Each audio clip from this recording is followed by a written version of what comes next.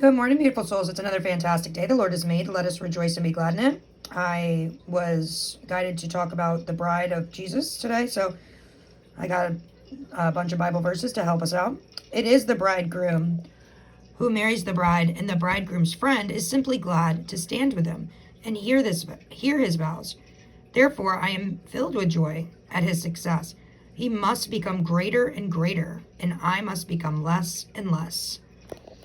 And that, when I looked it up, was about John making the way for Jesus, being proud and grateful to step down as Jesus becomes the husband to all his believers.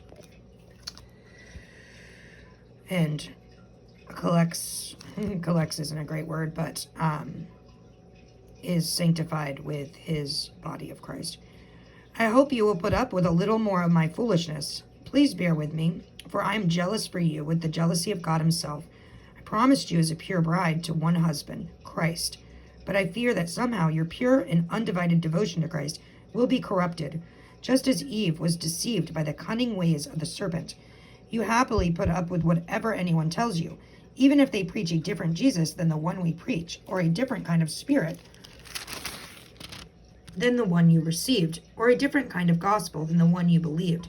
But I don't consider myself inferior in any way to these super apostles who teach such things. I may be unskilled as a speaker, but I'm not lacking in knowledge. We have made this clear to you in every possible way. Was I wrong when I humbled myself and honored you by preaching God's good news to you without expecting anything in return? I robbed other churches by accepting their contributions so I could serve you at no cost. And when I was with you and didn't even have enough to live on, I did not become a financial burden to anyone. For the brothers who came from Macedonia brought me all that I needed. I have never been a burden to you, and I never will be. As surely as the truth of Christ is in me, no one in all Greece will ever stop me from boasting about this. Why? Because I don't love you? God knows that I do.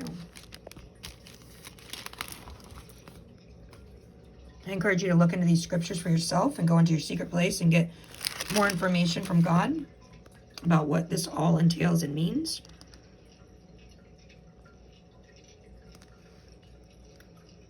I don't know where I was on which part I wanted to share. Give me just a second here. I think it's here. For husbands, this means love your wives just as Christ loved the church. He gave up his life for her. Okay, I want to fit these into short, so I'm going to make another video.